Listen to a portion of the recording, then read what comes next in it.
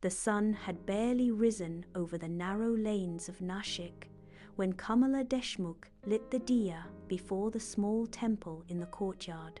The golden flame danced quietly, a sign of devotion, peace, and routine. It was this routine that held the Deshmukh family together. Raghav, her son, was a calm man in his late 30s. His father, Mahadeo, a retired transport officer, was now frail, living mostly in memories. The family's only daughter-in-law, Priya, was everything people admired. Smart, educated, confident. Theirs had been an arranged marriage, but in the beginning, it felt like destiny itself had smiled upon them.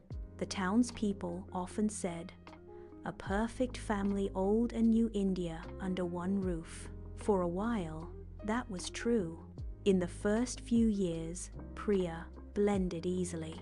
She helped Kamala in the kitchen, took Mahadeo to the clinic, and spent evenings on the veranda listening to Raghav's gentle laughter.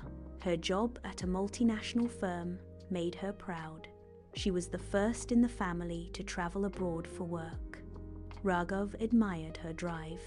He believed that love meant allowing space to grow. But slowly, that space began to turn into distance. Priya's colleagues talked endlessly about promotions, cars, and foreign vacations. She began comparing her life to theirs. When Raghav postponed buying a new SUV because his father's medicines were costly, she felt slighted. "You don't think big enough," she said one evening, tossing her bag on the sofa. Raghav smiled softly. "I think of peace, Priya. Not everything needs to be bigger to be better." She turned away. His calmness irritated her now. At work, things weren't easy either. The competition was brutal. Late nights, endless presentations, constant pressure to perform. Her manager, a cold, mechanical man, treated employees like chess pieces. Priya often came home exhausted, but instead of resting, she scrolled through social media, envying the filtered smiles of people who seemed happier. In her loneliness, ambition had turned from passion to poison. Then one monsoon, everything changed. Mahadeo fell seriously ill. His heart had grown weak. The doctor's words were gentle but final. "He needs care, emotional warmth, and presence. Every day matters now." Raghav stopped his office lunches, came home early, sat by his father's bedside, reading old Marathi poems. Kamala rarely slept. She would pray through the night, whispering Hanuman Chalisa under her breath. But Priya's company had chosen her for a major overseas assignment, a mark of trust and excellence. It was to begin just 10 days later. That evening, the family sat in silence as thunder rumbled outside. Priya broke the quiet.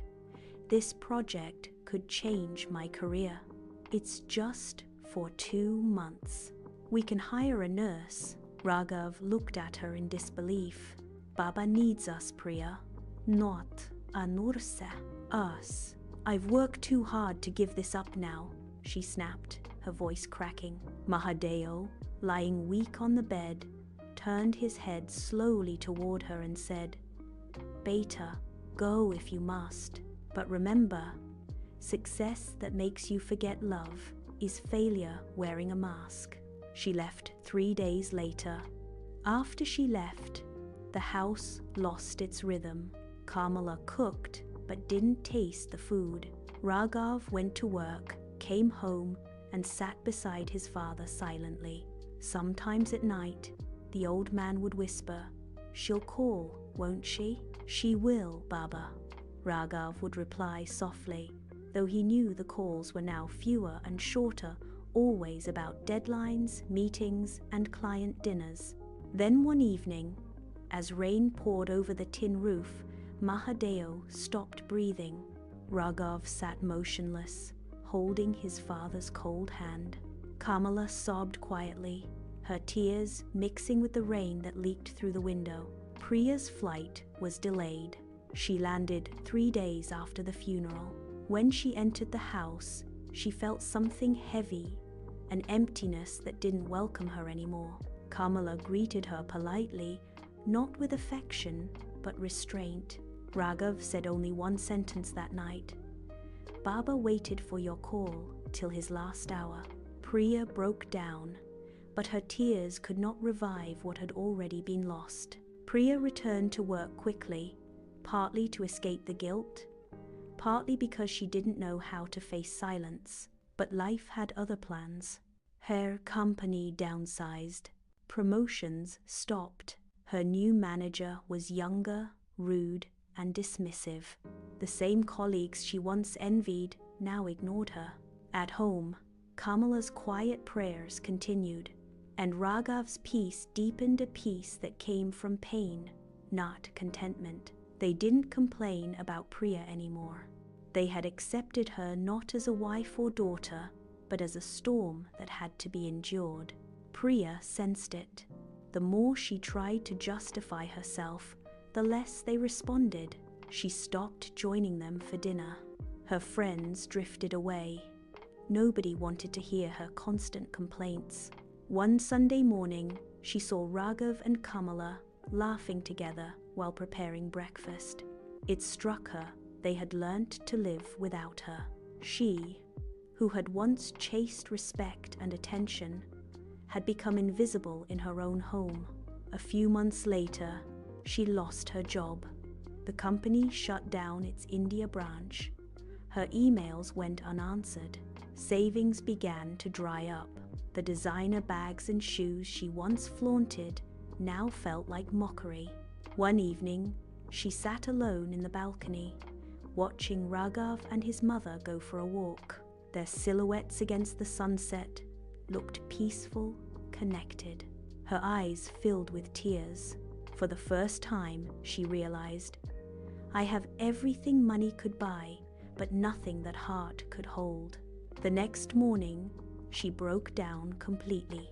Raghav, she said, trembling, I've failed you, failed everyone. He looked at her gently, but distantly. No, Priya, you failed yourself. We tried to keep you with us, but you kept walking away.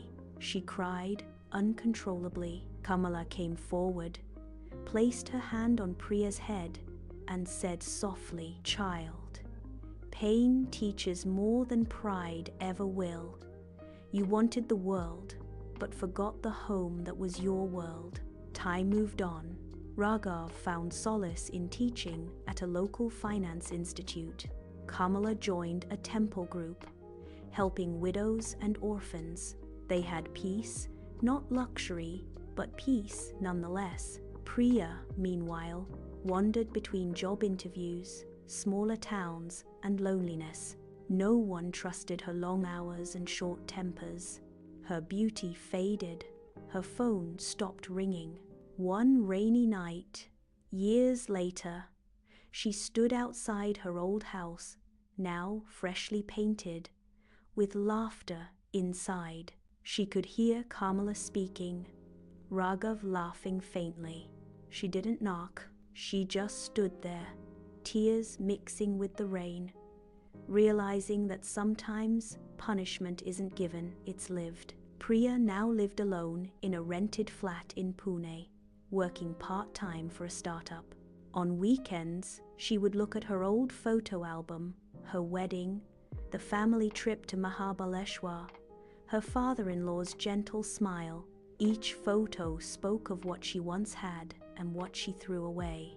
She often whispered to herself before sleeping, Ambition took me to great heights, but pride pushed me off the edge. I mistook applause for love, and now I hear only echoes. Her story became a quiet lesson for everyone who knew her, that career can give comfort, but never warmth. Money can build walls, but not homes. In chasing the world, Priya lost her world.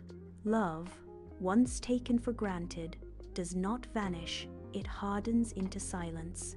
And silence, when it comes from those who once loved you deeply, is the loudest punishment life can give.